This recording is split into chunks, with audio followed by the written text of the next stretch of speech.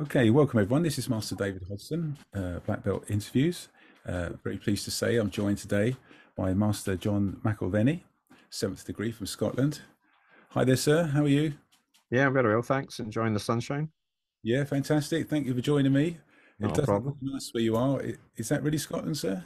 Yeah, I hope so. Was the last time I looked? Yeah, it's looking better than the south at the moment. But yeah, wonderful. Thank you so much for joining me. Really pleased to meet you once again. Fortunately, I did that in person not too long ago at championships. Yeah, It's really nice to bump into you. I think you recognised me and mentioned the tie, yeah. which we could talk about a bit later. But um, yeah, it became apparent to me that you'll be a great person for podcasting. So thank you for joining me and agreeing to do the interview. Uh, yeah, if we get the ball rolling. So, like you said briefly at the Yeah, beginning, sure. Taekwondo's been around for quite a while for you. Well, I'm in my 44, 45 years now. I first became aware of Taekwondo when the local boxing instructor, who was a policeman, told my dad was his friends with him. They used to do the doors, and he said, "You have to come and see this guy." So we went up to the boxing gym and we looked in, and there was Brian Nelson, who was a third degree at the time, who had moved out from Rhee Ki Ha's Taekwondo Academy in Glasgow. Okay, yeah, Full splits, kicking. It was phenomenal. We hadn't seen anything like it. So my dad was hooked. We got speaking to him. We went along to two demonstrations in Glasgow and Sucky Hall Street. All the original masters and General Choi and stuff was there. And they done a demonstration in Tiffany's roller disco. And Rhee Ki Ha proceeded to do jumping knuckle push-ups on the stage, and we were like, "Oh my goodness!" That's when I first seen the Sewell brothers as well, Howard and Tony. And I've never seen people use their legs the way these guys did. We were always used to the karate chop or boxing. We'd very rarely seen anything else. So that was it. My dad went along to the local club and then dragged us along in 1980. My brother trained, my sister trained, my brother-in-law trained, my girlfriend at the time trained. I think my mum was the secretary of the club eventually. So yeah, it was we really went for it. yeah, Uh, yeah, Brian had lived in Glasgow, and he'd relocated to work in our area. So the Wisha version of RTA was formed. Um, I always remember Grandmaster Rhee saying to us that he was probably the best white man he'd ever seen. That's how good Brian was. Absolutely phenomenal. And he had an uncanny resemblance to Billy Connolly. So it's quite quite funny. But yeah, we started training as a branch of Grandmaster Rhee's Academy. yeah. Did all my gradings under Grandmaster Rhee up to third degree. So we became very good friends. I used to work at Grandmaster's house, cutting his grass, and my dad would do building work and different things, fix his cars, and him and my father were good friends as well. Brian Nelson left in 1983 along with the TGB guys when at the after the World Championships in Yeah, Kelvin Hall or yeah, during that. I was there as a blue belt. Um, So my dad didn't want to follow that route. He wanted to stay loyal to Grandmaster Rhee. So him and my first instructor, Alistair Dobie, they remained, and we would travel into Partick Borough Halls on a Tuesday night and Bella Houston Sports Centre and stuff on a Sunday night to train with Grandmaster Rhee. In between that point, the academy had closed down and relocated and stuff, which was I was part of that as well, helping empty the buildings and different things. We had done a few things in the academy. Again, it was a mecca for Taekwondo. right, Uh, right. the likes of Hokan Tae, who the predecessor of Taekwondo was there. We got to train all these types of people. It's pretty, Amazing. So, yeah, yeah, yeah, yeah. What a beginning, eh? I mean, you said you started as a family. I mean, that was must have been quite rare, I guess. We have Taekwondo families now. I'm a Taekwondo family, yeah, but back then, I guess I don't know if fathers and sons did it Yeah, like that, yeah. did they? Or they did. My father graded to black belt in 85, I think. Um, and then he came back to Wisha, and we reopened the Wisha Club. Sure. And that's when it kind of really took off. Prior to that, it had been run by Brian. It was quite a notorious club, which is quite a notorious town, shall we say, very working class. And Yeah. Yeah. Yeah. Yeah.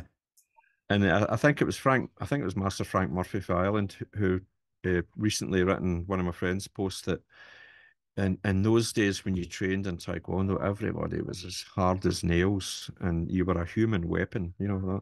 Yeah. Grandmaster would always say that, you're a human weapon. You know, and I remember one time in Wisha, after training we would go for a refreshment and a pub, Yeah. Yeah. soft drinks obviously, and the local hoodlums arrived to collect their rent money, shall we say, and a fight ensued, and our guys get involved, and I was like, oh my goodness, there was people getting sidekicked out our doors, and it was just, and I was like, oh my, in those days you weren't allowed to compete till you're a green belt, so it was very technically orientated, very very hard. I remember breaking constantly, and again that I was a martial artist, never a sports person. I never understood this. I was there to learn to develop and defend my own life, and once you became very good at it and breaking, you learn to respect it and not misuse it and stuff. Yeah. I think I was at a local tennis club disco in Solihull once, and I was a mod, as you can tell with the scooter, and I was surrounded by skinheads, and they called me Big Jock, and they were ready to have a heave ho. And I always remember Grandmaster me tell me about when he punched the lamp post. Yeah. Somebody tried to steal his takeaway meal, so he punched the lamppost and the guy ran away. So on my feet, I quickly sidekicked the lamppost Yeah. and it went out, and the Wow. guys ran away. So I was like, oh, that's taekwondo. That's quite good. Yeah. Yeah. It's better to fight with your mind and your body. The taekwondo's there Yeah. just for training. You know, um, those were very good times. As I say, it was always a martial art. It wasn't about the competition. Even to get to the Scottish or the British, you had to go and do regional competitions and things. So it was a complicated journey. Yeah. But the best of the best got through, like now Grandmaster Wallace and stuff, and Sandringham. I remember all these people, Yeah. uh, and they were good friends with my father as well. Yeah, Grandmaster McCallum was on the scene, but these were the figures we looked up to.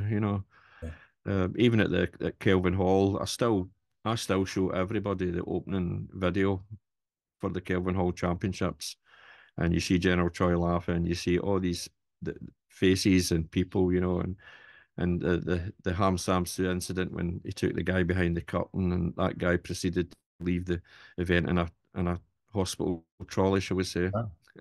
Haven't heard that one. That's how we deal with disputes in those days. Yeah. It was very gung ho. Yeah. Um, Met General Choi in 1987. Again, to me, it was only a question and a grading exam. Who's the founder of Taekwondo? You'd be like, General Choi. Huh? Yeah. And then to see him face to face, we were like, wow. I always remember his big shoes because he was little, and we Yeah. would all be like, look at the big heels. Yeah. Yeah. Yeah. Then we went for a meal in a restaurant, and General Shaw would always come around the table, and you had to hold your glass, and we had pints, so he would hold his wee glass way down low, and we were like, we can't get the pint lower than his glass. So I think Alistair Dobie just poured his pint on the table to chink his glass. And Yeah. then I went to the toilet, and I was Park Chung Tae was in front of the door like this, and I says, I need to get into General Choi's in the toilet. I'm bursting. We didn't understand that Yeah. that culture that was subservience, shall we say, and I always laugh because in Scotland, the one person you respect is your father, and your instructor, etc. But a lot of the time, we didn't get the brown nosing that went on, and everybody wanted to be Korean. We were like, and we were saying in Scotland that we're all Jock Tamson's bairns. Yeah.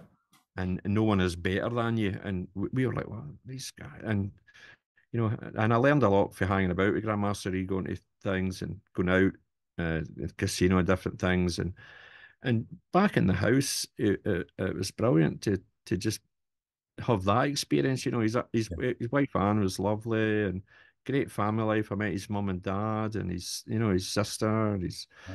obviously his kids, and but then he was just a normal person. In Scotland, Your we're own very house. like Yeah. that. We treat everybody the same, and Yeah. we always laughed at I would always say they want to be Koreans. And there's still a remnant of them left in this Taekwondo world today. When I take my dobok off, I'm John. Yeah. It's to facilitate my training and my classes. My belt denotes my knowledge. You Yes. know, respect is earned regardless of your position and status in life. Where I still think we're all equals. And Yeah. Anne's brother William Shannon, he's one of the best Taekwondo people I've ever witnessed. He was absolutely amazing. Wow. But he started to have his hair a bit like Grandmaster Rhee, and he would wear the same trench coat, and he would go, "Oh," and we would be like, we would slag him, William, you're okay, But yeah, great people, and Yeah.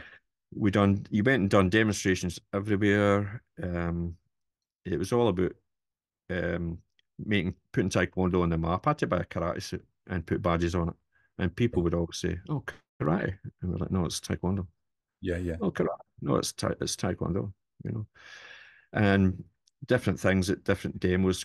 I remember the Dave Oliver and that they accused us of stealing their wood for a demonstration once, which I don't think did happen. I might have remembered my father running away with a pile of wood, but I don't know. But they never come on and done the demo. But I was grateful, David, because I seen the likes of Grandmaster Ellis, Timothy Hellstrop, Grandmaster Miller. Yeah. You'll see me in some of the videos holding wood and different things. Right. Right. But that Taekwondo was absolutely beautiful. I'm a Yeah. Taekwondo snob. There is nothing better than Taekwondo done properly.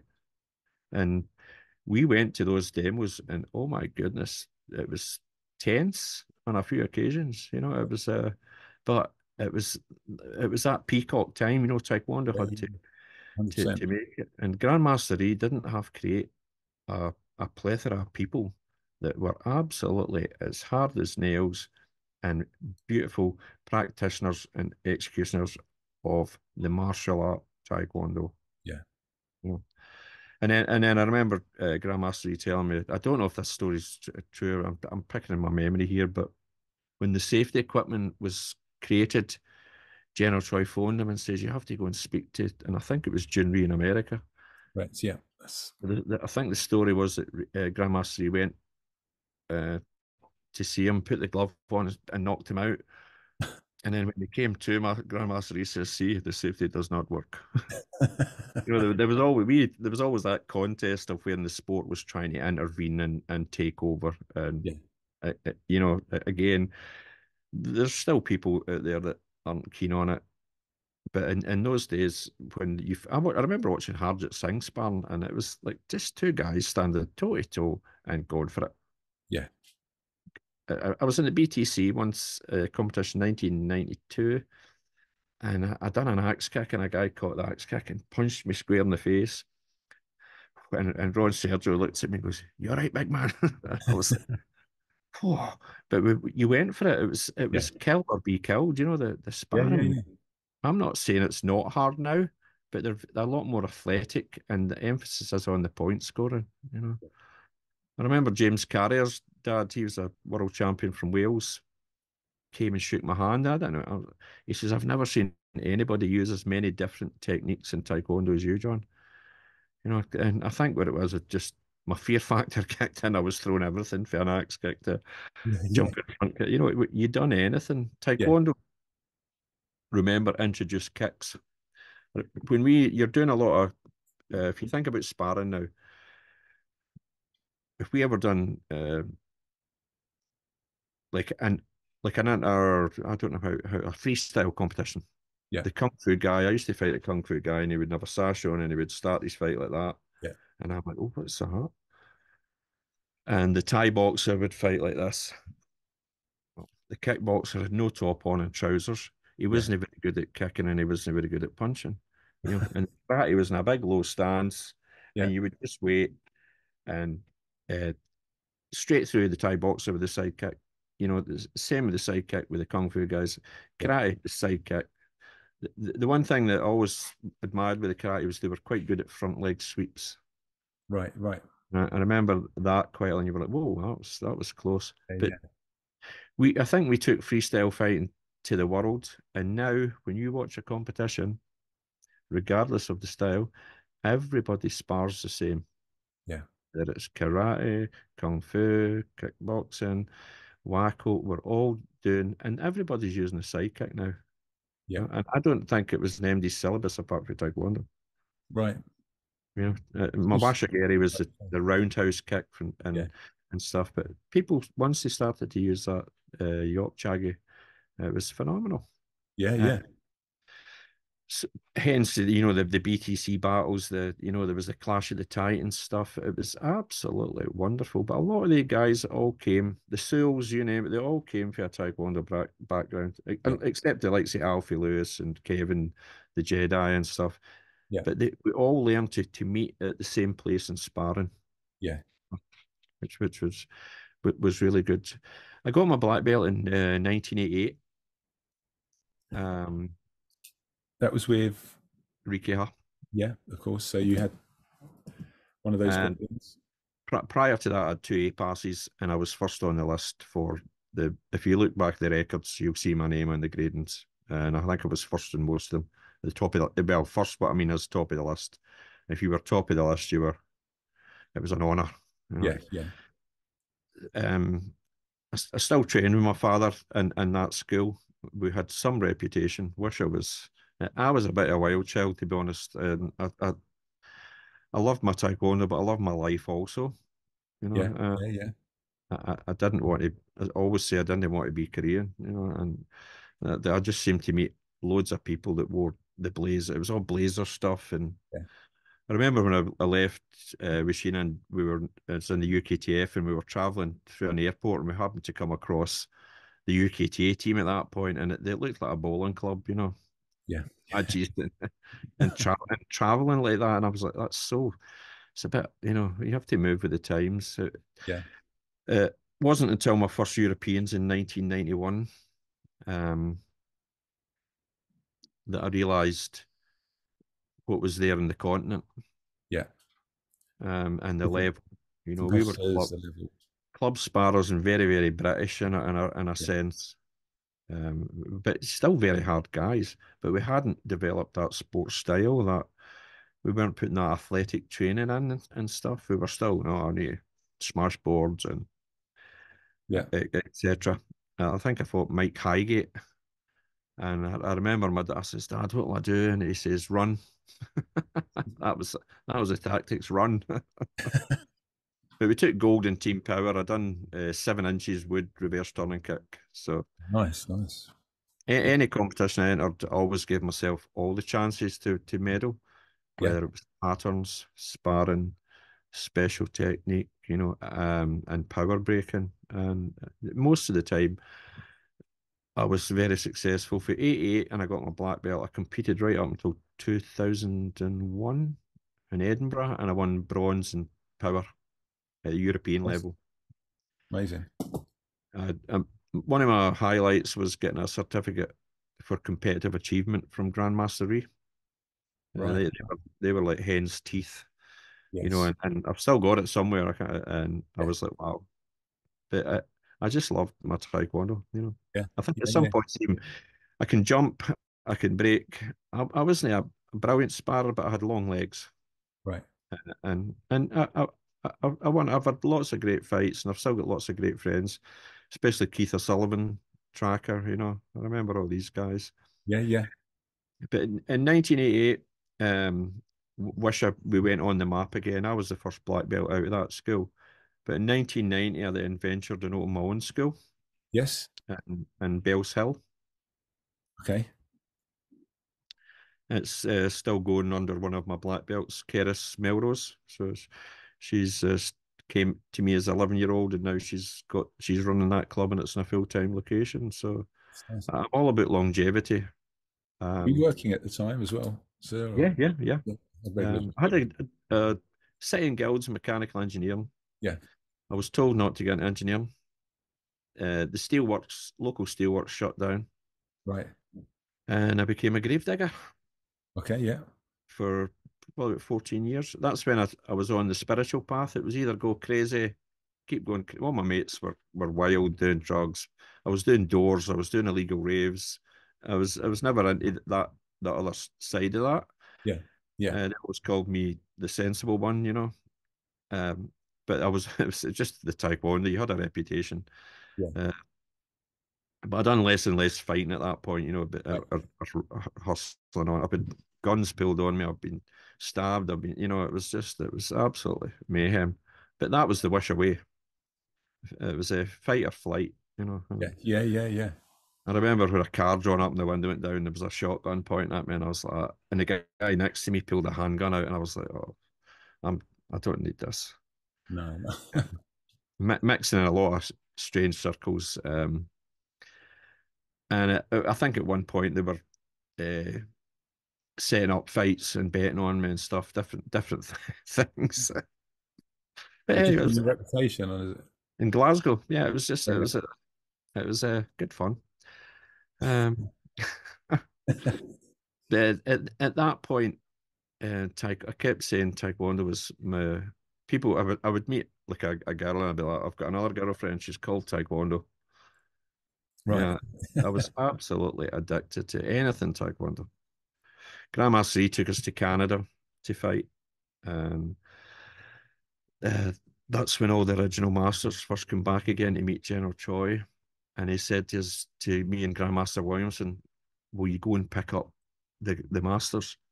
Yeah, So we go to minivan and we picked them up, and we get to the CNN exhibition. It was, and I opens the minivan and they all come out. So I said, "This way, guys," you know, and we're walking, and it was a sea of people, and it parted like Moses parting and I was like, yeah. to John, what's going on? But I turned around and I looked, and when you seen those original masters Yes. walking, and the cut of their clothes, it was people felt that energy, and I Yeah. tell you, it cut through that crowd. It was unbelievable. I won't tell you what song I sang in the karaoke that night, but let's just say Koreans didn't appreciate it, you know. Yeah. Again, it was a lifetime experience, and your life is your subsequent reaction to your thoughts, and your memory is what you've experienced within that. And Yeah. I could sit and just go back and tell you stories about Taekwondo, and probably the biggest feeling of it all, and that's ego. You know, Yeah. I Yeah. always say that the disappointment I have is once I came across a lot of seniors, I expected Mr. Miyagi, Yes. Yes. and I just got arrogance and Korean subservience, and I'm like, I'm not Korean, mate. You know, Yeah. I'm just John. Yeah. Yeah. Yeah. Yeah, I'll Yeah. put on the act and I'll do it. And when I was never disrespectful. With Grandmaster E, you had to on the ball, open the doors, everything was done properly. Okay, but it just got a bit silly with some people, you know, changing their name and their door to master at their work and stuff, and putting master on their passport. And you know, I remember one guy was getting work done in his bathroom, and the plumber up was a black belt, and the plumber, you know, everybody took good use of their tradesmen and their clubs as well then. And the plumber shouted doing the guy's first name, let's just say it was David or Mark or something. Oh, well, no answer. And he went down. He says, I was shouting on you, sir. He says, it's always master. You know, and this isn't the guy's house. You know, I'm just like, oh my goodness. And for me, I know there's a lot of stuff we have a do course and different things, but the way over the art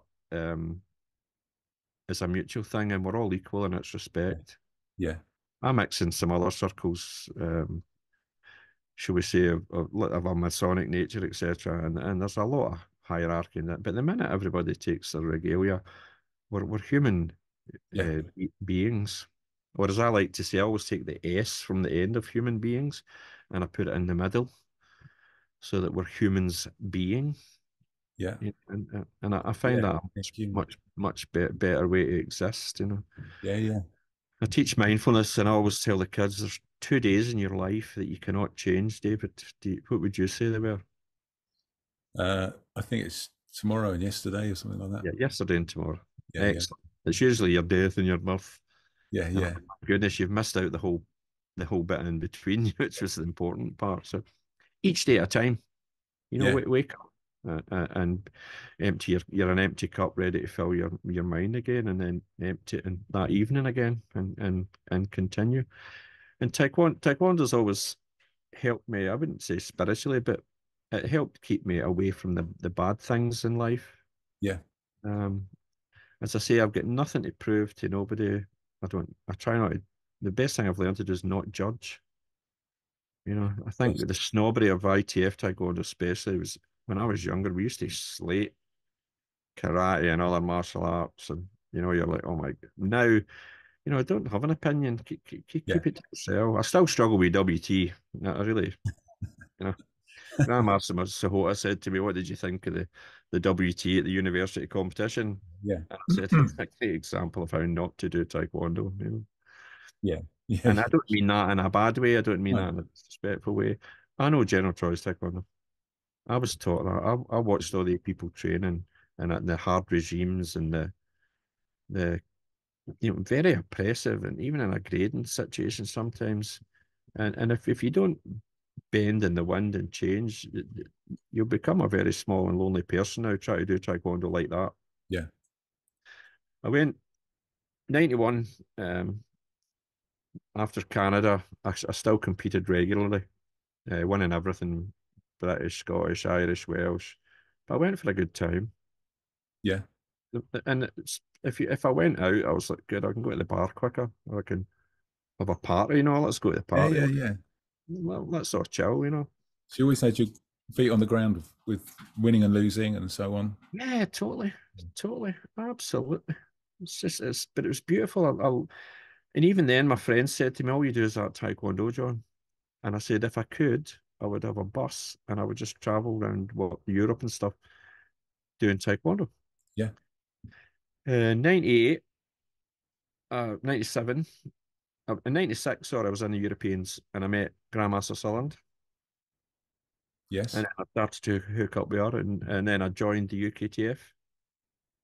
And then I spent a few years living with Grandmaster Sutherland in the UKTF, about 10 years. And then I finally sat my fourth degree in 99.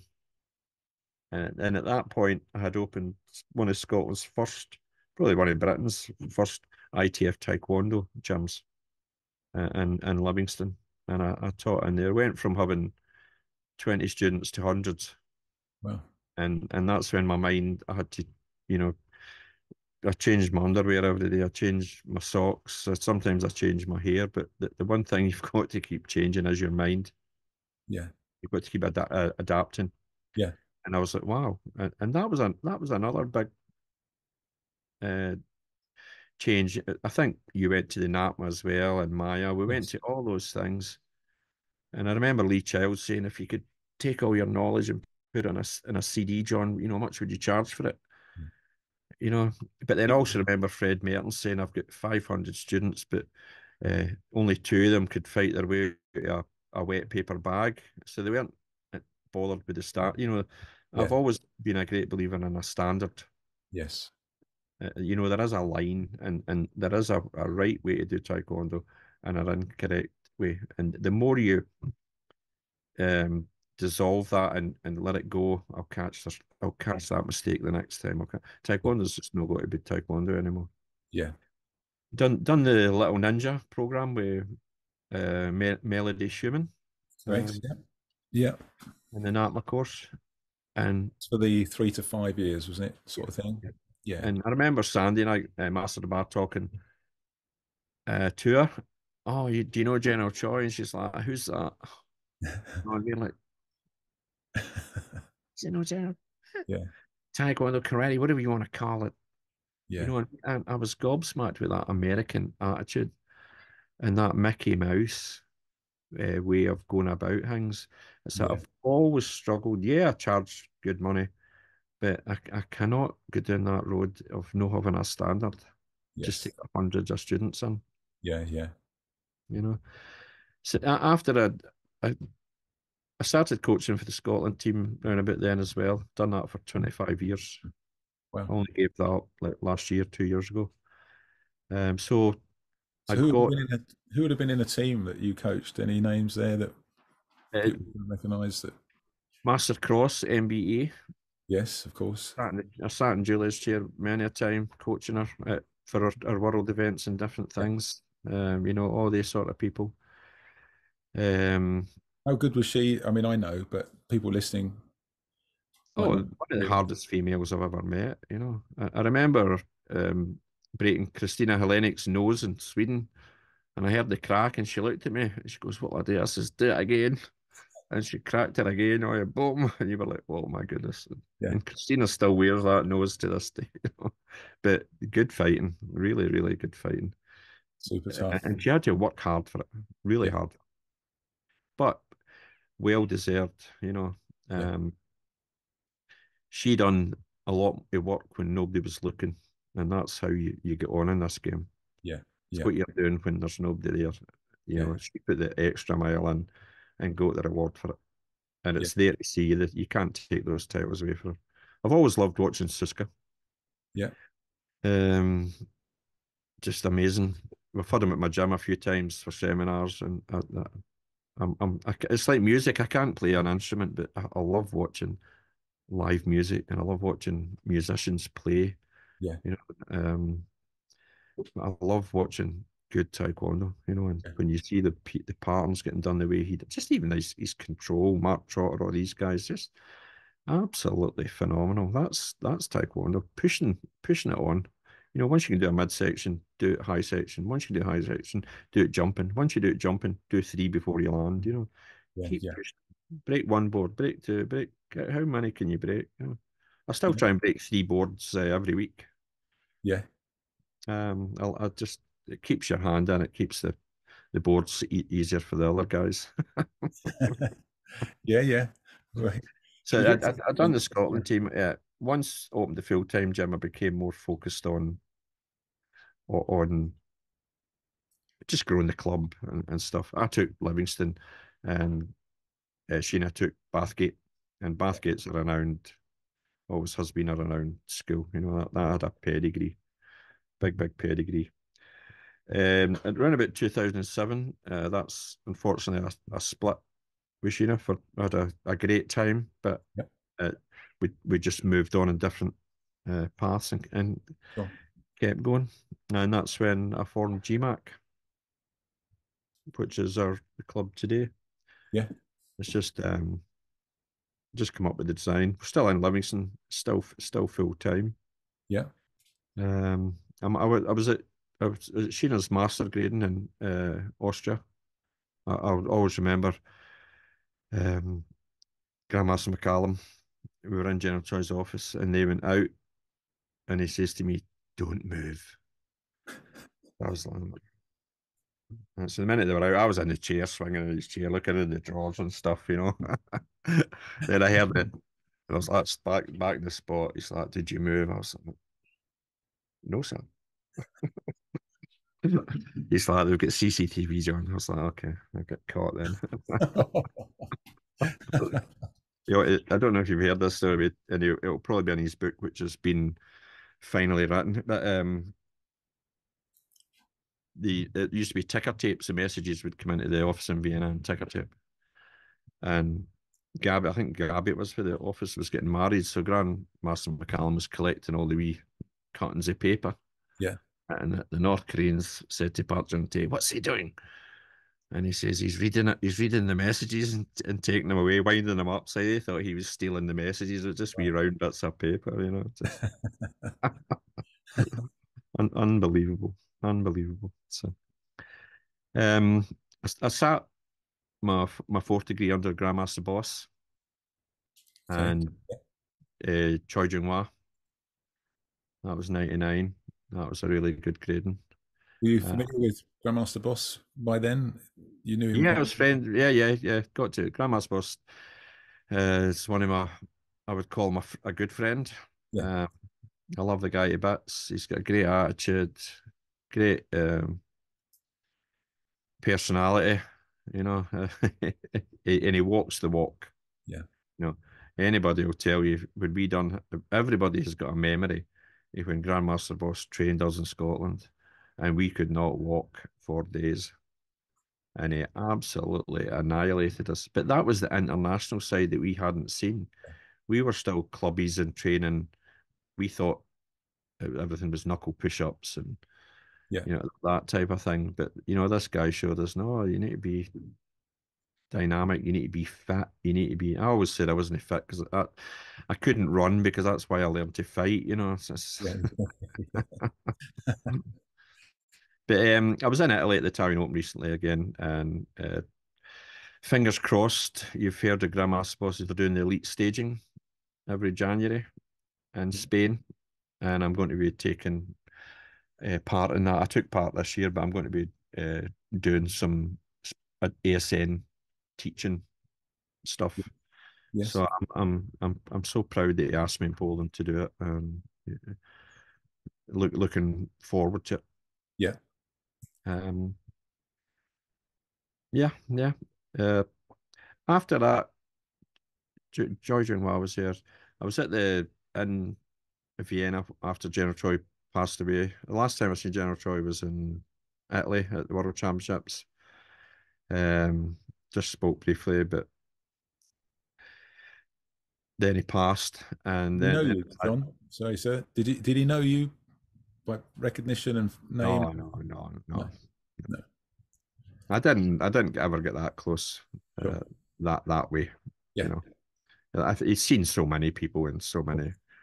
You know, Rhee Ki Ha was there, and I was actually talking to him more than. yeah, I always every time I see Grandmaster Rhee, I've not seen him for a long time, but he would say, "How's your father?" You know, so yeah, yeah, I knew Park Jung Soo. I trained in his gym in Canada. Everybody, you knew Park Jung. Everybody knew Park Jung Tae and all these. We all knew. You all know the faces, and you all know the. yeah, I've got a program where all the original masters have signed it and things, so I kind of still hold. I don't hold on to the memorabilia as much as I used to, but yeah. I was a terrible kleptomaniac in the early days when we were emptying the Rhee Ki Ha Academy in Glasgow. William Shannon would can follow me, could pat me down for posters up my sleeves and stuff. And there Yeah, was loads of medals and T-shirts that still said World Championships 1984 Birmingham. right. Because it changed quickly. So my dad's got he does a lot of karaoke, and he used to like Elvis and stuff. So the medal for Elvis is a medallion, but it's one of the World Championship medals for Right. Kelvin Hall.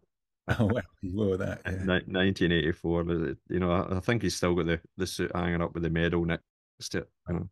And a matter of fact, that medal was designed by Grandmaster McCallum's late wife, Morag. So who was an unsung hero of Taekwondo, shall we Right. say. She worked in the office in Vienna also. Okay. Yeah. And I relocated her whole family, brought their two kids up over in Vienna. That was I can see why General Troy chose Grandmaster McCallum once I got to meet him. A stoic, strong, unwavering guy, you Yeah. know. Yeah. Um, yeah, yeah. And that's why, again, I didn't know him much. I seen him at the World Championships, and he was always that big guy. Um, And General Che spoke to him on his deathbed, didn't he? Did yeah, he? yeah, held his finger and told him he loved him. Yeah. And I often, when we go for lunch, or when we used to go for lunch, and we've had chats, and it's always fun and nice to listen to Grandmaster McCallum talking Yeah. about General Troy and so just some of the stuff that goes on. But again, I wouldn't say too much because his book's written. It's written. Um, Now. Yeah. it's finished. Right. Morag finished it just before she passed away, so I couldn't think of a better um, tribute. And hopefully he'll get it over the hurdle soon. Yeah. Yeah. Yeah. Yeah. and that's there. There's another good one of my friends from Finland, Hela. She's done a dissertation on the Korean politics. If there's a chance, I'll send you that. It's just a chronological Yeah, yeah, dissertation done for our university, and it's all about the politics and the timeline of the Korean politics, the attempted assassination of the president in Malaysia, and this guy done that, and this was formed then, and it's quite an interesting read. Grandmaster McCallum's book is will be a bit more glitzy, and you're getting the drama out of the close stuff, yeah, the meetings and the stuff that went on in the background with General Choi, and I honestly can, after being around for all this time, I can see why he chose a big, strong Scotsman to be that, whether you call it a bodyguard or a confidant or, yeah, Secretary General. He was there to, because he would not waver, yeah. you know. You would have seen and heard a lot of different things, Yeah, yeah. The but Koreans would bet on two raindrops going down a window, It's just, I yeah, absolutely hate golf because of the Koreans. Grandmaster Rhee's house is at a golf course. right. When everybody came, it would be, oh, and they go to carry my clubs. You're like, oh. Oh, really? Yeah, They would bet on every golf ball on every hole and putting and just winding each other up. It was brilliant. It was great, a great experience. But yeah, I just can't go golf now. yeah, yeah. Grandmaster Lee came back once and I was trimming the garden. He had a white hat, white t-shirt, white shorts, white socks, white shoes. And I had this new petrol strimmer, and he says, "Give me a shot." And I says, "What do you?" I says, "You just press that." And he whirred through the grass right, and went all over him, and he was green. So I ran, and I'll never forget this strimmer coming at me like a javelin. Oh, really? Yeah. Oh, my word. And then he would always comment about the dog, John, we will eat him. Just pretending. Oh, really? Yeah. Oh, no. His mum, he would bury kimchi in the garden for his mum, and so it was good, really good times. Yeah, yeah, absolutely. I took a builder guy in once with he wanted to, on his apex roof, he wanted to put a window so he could see the first tee of the golf course. Right. So he'd sit in his chair and he goes, "So put the window there." Boom. Yeah, yeah. Oh, right, we're like that, right? Put the window, and he stood up, went, "Now I cannot see." So he made us move the window a foot up. And the builder guy's like, "I'm going to kill him." He's like, "Oh." And then somebody else went in, and I was like, she would just walk in, and Grandmaster Rhee liked to be called Alexander. Right. Now that's his Scottish name Yeah. because it's got 9 letters, and he always liked that Right. Alexander. So in the house, she would call him Alexander. Right. And I would get in, and Anne wasn't in or something, and I'm Alexander, Alexander, and all we heard was boom, and we were like, "What's that?" And the builder looks at me like that. I said, "I don't know." So we went up the first landing, heard the boom again. I was like, "Oh my goodness!" Goes to get to Grandmaster's bed, opened the door, and it was just a bed. Oh, nobody there. Shut the door. Yeah. Boom. Open door again, and from behind the bed, it was Grandmaster Rhee coming straight up and straight back down, practicing the knuckle push-ups. And the builder just looked at me, "Well, I don't think I'll be able to do the job." Making excuses to leave. But it was great fun. Yeah, yeah, Always good crack and always funny and just a good human. yeah. It was always having a bit of a joke. Yeah, yeah. But he It's came to England as a Korean, obviously a Korean arriving in England, yeah, Scotland, completely out of natural, normal environment. But yet he took to it quite easily. yeah, yeah. And do you think being It Korean was is when some you look at, similarities? if you think about the people he created and what went on, there's we've all got a past and a history with him. Some people tell good stories. Some people, at the end of the day, he was alone. It was, and yeah, you could say General Choi should have patented a dobok, and it's to, we should have been, and we should have followed all those paths. Grandmaster could have been a millionaire if he had, Yeah, yeah, we're here today. And we've still got the memories, and yeah, there's still people going about thinking they're Korean, yeah, but there's still good Taekwondo out there as well. There's still people. Again, we're all Jock Thompson's bairns, and none of us are correct. Yeah. I think a lot of people are turning in. They all think they're General Troy now. I'm sorry, but I don't. I'm no keen on ninth degree. I think that should have went past when General Troy passed. Nobody should have been ninth degree. Yeah. But we're evolving. People still want to get that grade. Remember, there was very few fourth degrees for a while Yeah. in UK. All your gradings were centralised, etc. Yeah. Once we empowered people with that, and the money took over, basically, it was a cash cow. That that Yeah.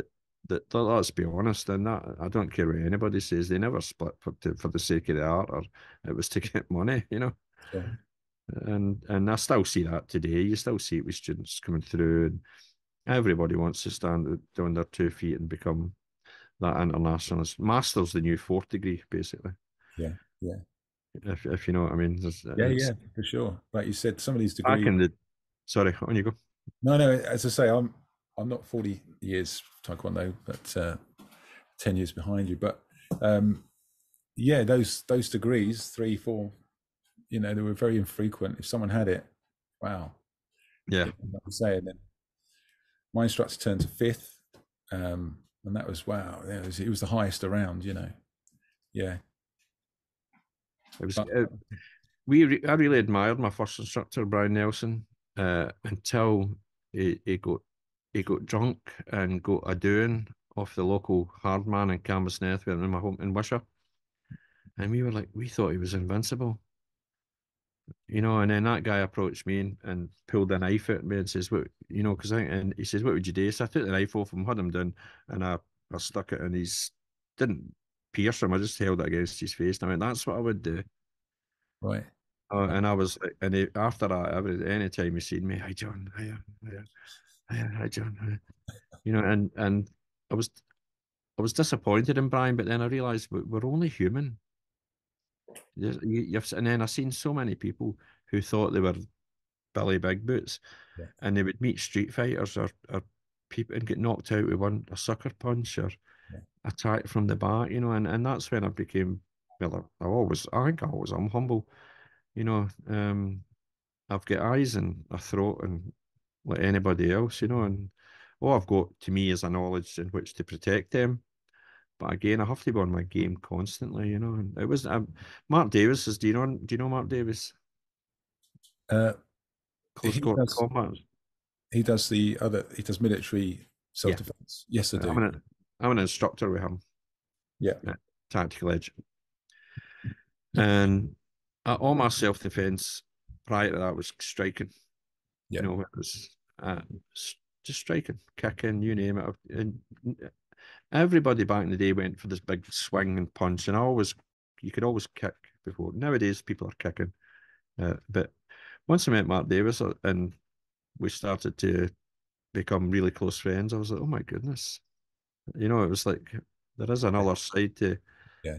But I just like training and self-defense. I love knives. I love guns. I love anything like that. I don't profess to be proficient in it or be able to save my life because my mind tells me to stay away from bad things. I Yeah. can Yeah. sense it. Danger. I got told to stop working on a door once because I kept seeing fights before they happened. Really.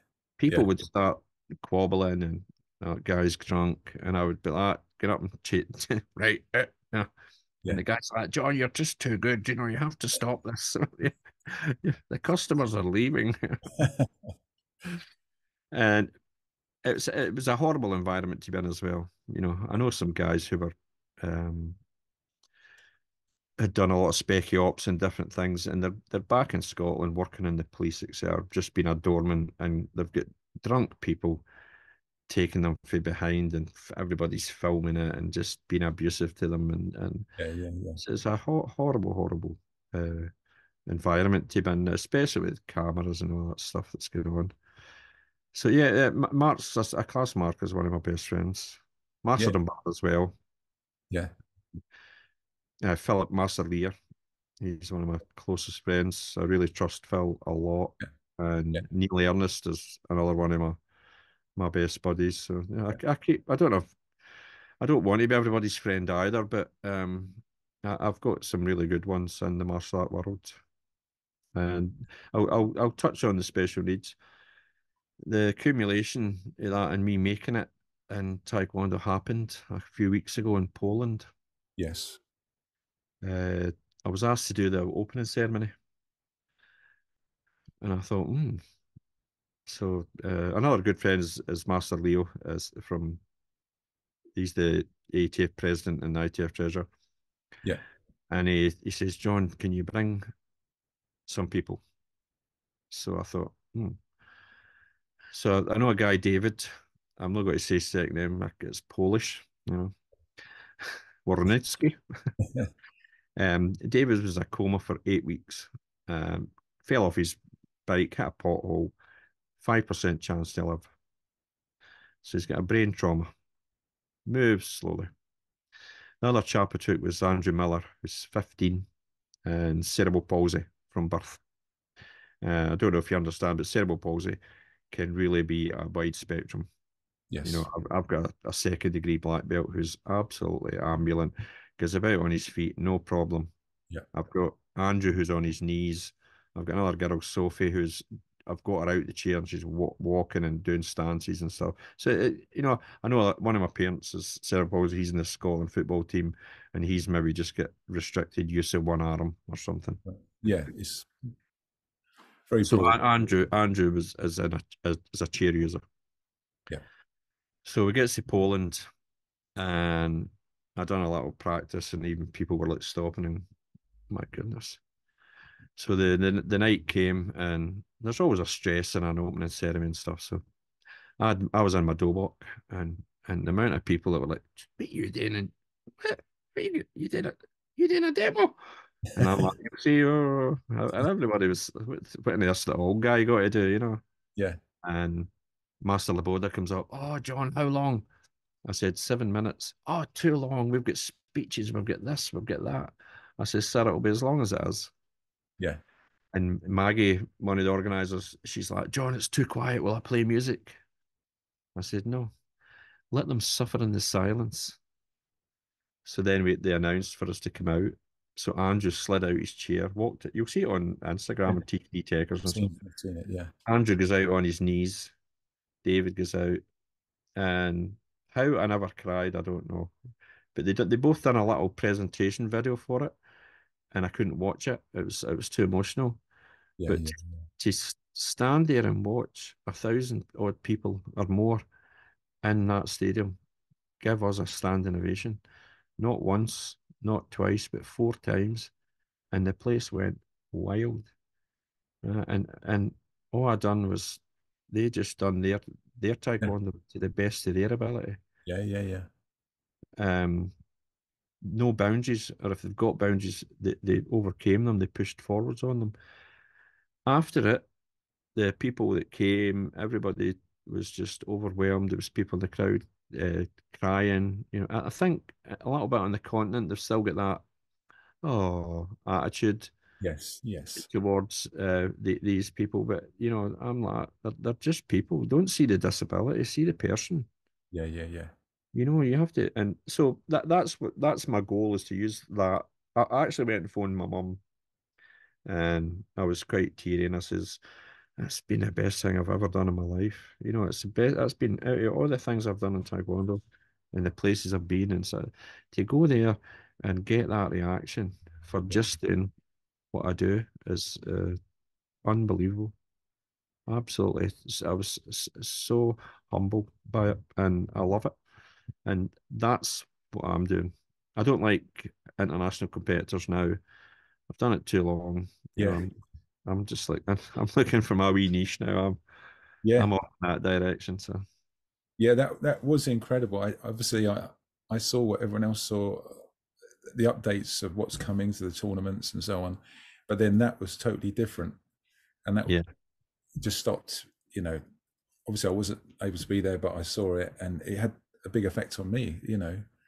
As it would to everyone there, like you said, and it was just such a wonderful thing to the, see. the, Taekwondo had a magazine that used to be called The Human Weapon. I don't know if Yeah, you can remember that. yeah, yeah, I think when I sat my fourth degree, at I got an article published in it, and yeah, it's about is Taekwondo for everyone. yeah. I can't remember the number of it. It's the one with any serif on the front, Right. with a pygmy tribe of folk, all dressed up and that stuff. So that if you've got a pile of them, that you'll see it on the front cover. Yeah, And it was is Taekwondo for everyone. yeah, When I opened my gym in Livingston in '99, there was a disabled access audit. yeah, You have a disabled toilet, is there? And I'm like, mate, it's Taekwondo. yeah, It's yeah, yeah, 70% kicking. How on earth does MD want to do? You know, 24 years later, I'm championing it. I'm yeah, on the ITF board for Adapted, and I'm the chairman of the European board for Adapted. And yeah, that is Taekwondo is for everybody. yeah, yeah, yeah, yeah, The joy it gives those people, it's everybody can benefit from a little bit of Taekwondo, you yeah, know, health, mentally, everything. And at the weekend at the Scottish 2 weeks ago, I think it was, we had an inclusive division again. yeah, And I don't make a fanfare about it. It's not, oh, everybody stop, let's watch this sideshow. No, they had their own ring and it yeah, went on as normal. And it's winning and losing. They were judged properly. yeah, We just don't, it's difficult to categorize for divisions at the moment because you need a lot of people of the same that you can put in the same spectrum and against each other, you know. But again, I think we're being totally fair. It's great that the dialogue that we all have around. Max from Spain runs a DS group, and it's amazing. He's such a great guy. yeah, Benito from Belgium, Vio from Romania, uh, Master Pat Barry for Ireland is absolutely the ITA are leading the way in inclusion. When you watch their tournaments, they've got a separate division for chair users. But we're all doing it a little bit differently. So yeah, I'm hoping with the correct dialogue, we can come together and the example being Master Barry will hold pads and the guy's sparring instructor. yeah. Whereas we've got our guys wearing sparring gear and sparring each other. Right. Yeah. Patterns. We all need to learn to judge them the same way. Yeah, And explaining that to umpires, you can't just 0 point everything because their walking stance isn't perfect. It's a more uh, there's more empathy then in their judgment, etc. yeah, yeah, I'll quickly talk about that because I feel I love patterns, but when I've been going to Europeans for 24 years now, every World Championships and Europeans, with the exception of one or two, I've been at in our ITF. And I don't understand how you can win patterns because the judging's negative. They're taking off points for mistakes. yeah, They're never judging the difference between a good side kick and an exceptional side kick. yeah, They're not giving the guy that benefit for having a bet. Do you know what I mean? yeah. I do. Yeah, And I scratch my head with my competitors. Even to this day, we're still having these debates. And Leo put together rules based on Paralympics and stuff for ASN, but I don't think we're at that platform yet where we're going to implement it in that sense. yeah. So like you say, the evolution of this wonderful art that you were able to do way back in the day, where it was tough guys on concrete and everything, and has gone through the decades to this point where you're reaching out to much greater much greater people, Yeah. um, and you're creating these programs and competitions. Whereas other areas in the art gets a bit caught up, doesn't it, in the problems of scoring and this kind of thing. This side of it, the inclusive side, is just growing, and Yeah. yeah, It's the main thing for me, David, is that we realize that we're all humans being. I'll go back to that statement again, Um, and it's great, but it's not a spectacle. They are just having the same opportunity as everybody else to come and come. It might not be to their high standard, but we need to bring it. We need to bring them up together. You know, Yeah. people, I don't know if it, are not doing as much patterns or power breaking or special technique or demonstrations. I've seen one club, oh, when we do power breaking, we have to wear safety glasses. You know, they've got glasses on and everything for health and safety.